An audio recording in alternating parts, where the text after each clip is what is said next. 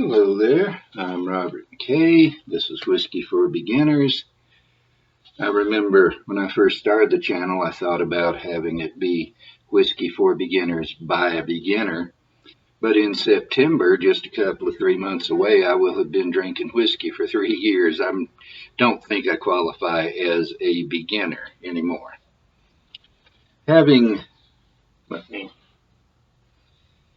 As you can tell, my setup is very primitive.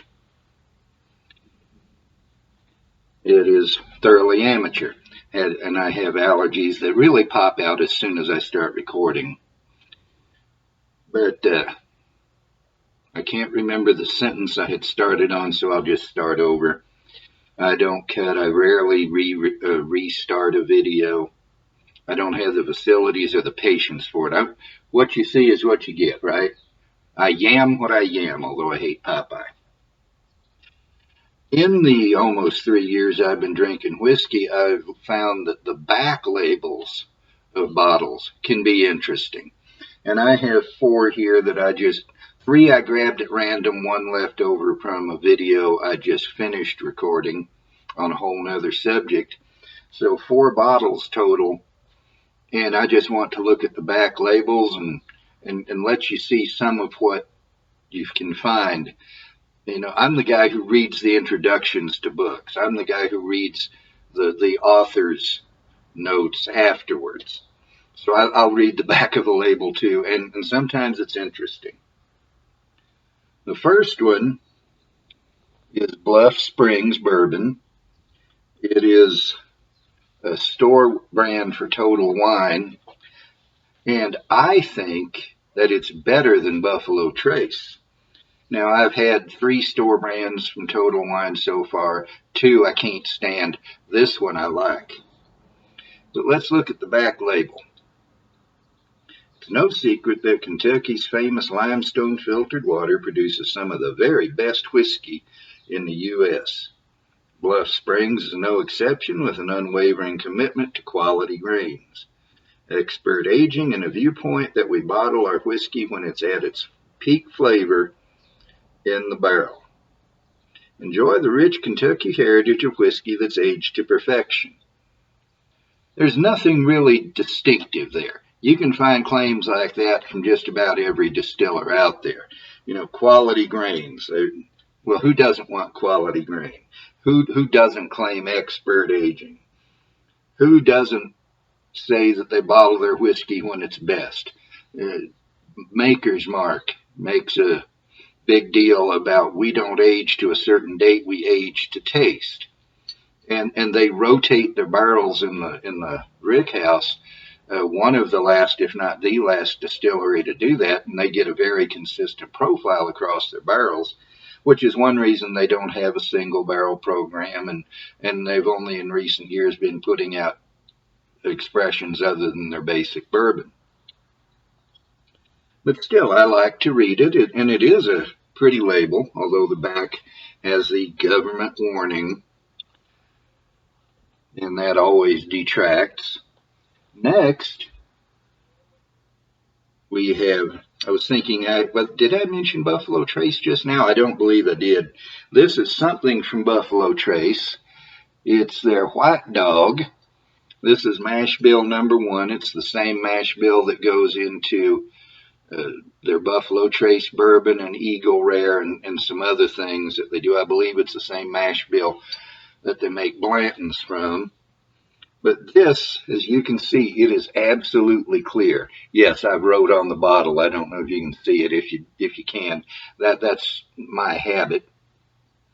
That way, if I want to know what a bottle costs, I just pick up the bottle, and there's a price, there's a date I got it, there's where I got it. But this has not aged at all. It has never touched a barrel.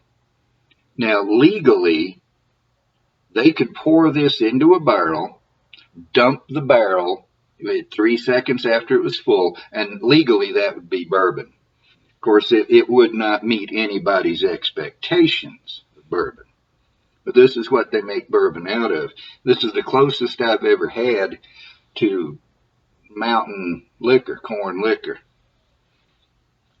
But this is corn, rye, and sprouted barley. And when you open it up, you get the grain right on the nose. And when you sip it, you do. But let's look at the back label since that's what this is about. And I'm weird. I take my glasses off to read. In Kentucky, Buffalo carved a pathway followed by America's first explorers. These brave pioneers distilled whiskey using traditional methods and drank it right off the still. They called it White Dog. This raw distillate was clear, unaged, and had a hint of sweet corn. Later distillers discovered this spirit was perfect for aging, creating what we know today as Kentucky Straight Bourbon Whiskey. Now, what makes it straight whiskey, what makes it bourbon whiskey, is a little more than this, but let's go on. We're still making whiskey on the spot where ancient Buffalo once crossed the Kentucky River and following centuries of time-honored distilling tradition. Enjoy this White Dog the way Americans did more than 200 years ago, and for that matter, the way Americans still do in different spots. I would not know where to find a bottle of moonshine, which by definition is illegal liquor. If it's legal, by definition, it ain't moonshine. Moonshine is illegal liquor. That's what moonshine means. And I don't care what they're putting on the bottle. I don't care what Tim Smith is doing. He should, of all people, should know better, but apparently he's pretty good at marketing. But anyway, what comes off a moonshiner still is probably going to have sugar in the mash to boost the alcohol content, because alcohol comes when yeast eats sugar. They're eating the sugar in the grain, and then you put more sugar in. They're eating more sugar. They're creating more alcohol. But from what I understand, too much sugar can make it drink really hot. This is 125 proof, which is the maximum proof you can put it into the barrel. And it does not drink that hot.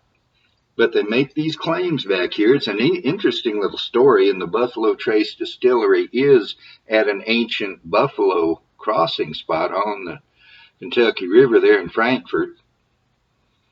And aside from the industrial production methods, the lack of sugar in the mash, and perhaps better quality control than most, this is very much like what you would get if a backwoods distiller took some corn and rye and barley and made liquor out of it. And here's a bottle that's about empty.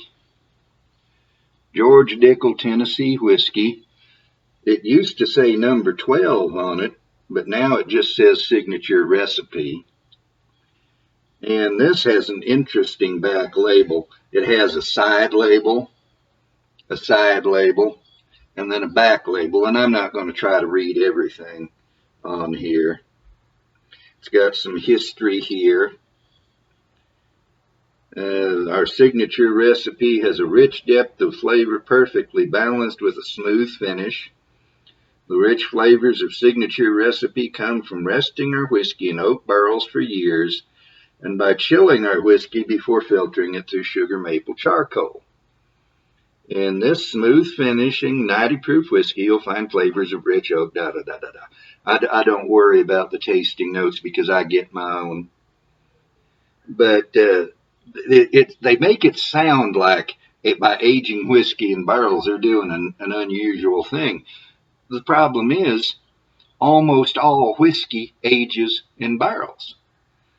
That's why it's the color it is. That's why it has the flavors it does. This White Dog tastes good, but all it has is the flavors from the grain. It doesn't have any of the extra complexity that the barrel provides. So these guys aren't doing anything unusual that way. And on this side label, I don't know if you're going to be able to see it. It has a silhouette of the state of Tennessee and where Cascade Hollow is, Tullahoma. That is the town. And that's where they make it. Yeah, here's what I was looking for, a slogan. Come for the moonlight, stay for the whiskey. Apparently the moonlight right pretty in Cascade Hollow. And then the last of these four is Lineage Texas Single Malt Barley Whiskey. And it's a certified Texas whiskey, and I can't remember what the requirements are to get that certification. Obviously, it has to come from Texas. Never chill filtered or colored. The Dickel bragged about chill filtering. I'm not sure I would be able to taste the difference, but I like a non-filtered whiskey. What chill filtering does, well, let me back up and explain something. If you take whiskey and you cool it down below, I think it's 40 degrees or thereabouts, there are certain compounds in there, they call them fatty acids, which is not an appealing thing, but they help with the flavor. They start to condense out and form a cloudiness in the whiskey. And a lot of distilleries chill filter it. They cool it down to where all that forms, run it through a filter, and it gets all that out of there, but it's taken some of the flavor out as well. And if you don't get your whiskey too cold, you're never going to have a cloudiness problem. Here, they're proud to say that it's never chill filtered or colored.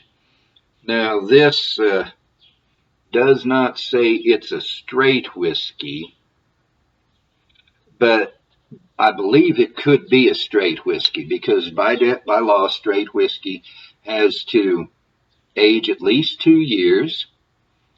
It cannot have any added coloring or flavoring. It has to be whatever the grain and the barrel give to it.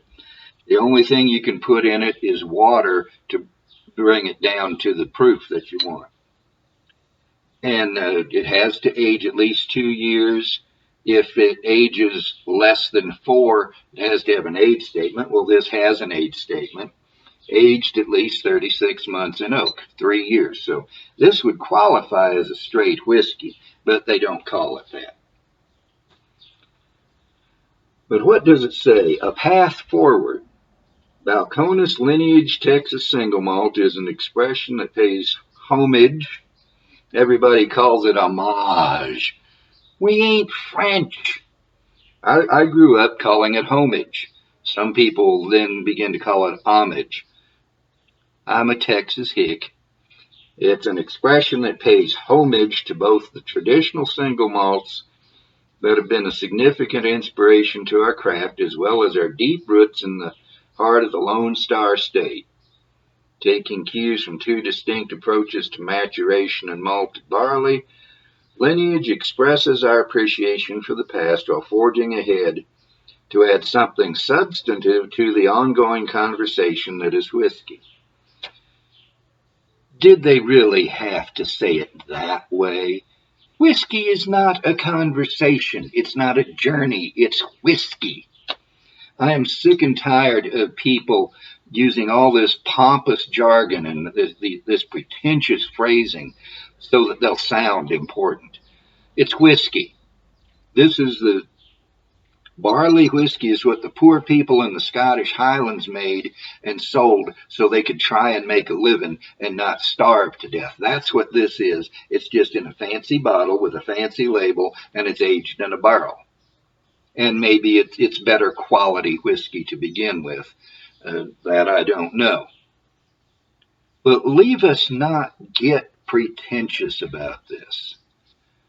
I'm not going to be pretentious. Can you see me being pretentious? Egad, what an obvious farce that would be. But anyway, that's my rant. It's over. It has the printed signature of Jared Hemstedt, who is they call him the head distiller. And who knows, maybe I'll do a video about that someday. But the term master distiller has lost its force. It used to be somebody who knew distilling so well that he was the master of it. He was the master of his craft. Just like you have a master carpenter who knows more about carpentering than all the apprentices and journeymen put together. But then they started calling the head distiller a master distiller, even if he was just competent. He didn't have to master anything to become a master distiller. Balcones calls Jared Hempstead a head distiller. I would say he's mastered the craft. I'd say he's a master distiller, but his title is head distiller. We have the government warning, today. We've gone to the age statement. And, some of that, maybe all of it, is to you just totally unimportant. It may be that you would as soon read a soup can as that. And I've read soup cans when I had nothing else to read. And so did the cowboys back in the 1800s. Unlike today, when people would sooner die than read something, they hungered for something to read. But then they weren't glued to their phones because they didn't have phones to be glued to. Maybe the back labels have no interest for you. Or maybe, having seen what some of them say, you'll start reading them. Who knows? I'm here. I'm saying things for beginners, and beginners aren't necessarily familiar with back labels. There are some people out there who probably don't know anything but unscrew the top, pour it in a shot glass, and wham. And hopefully people like that will learn that there's more to whiskey than just getting drunk, because there definitely is. Okay, I've said about all I have to say. I've said more probably than I ought to have said, at least on certain points. I have some Knob Creek I have some Knob Creek. It's a 9-year store pick that I got from Kelly Liquors here in Albuquerque. And I raise my glass and sláinte.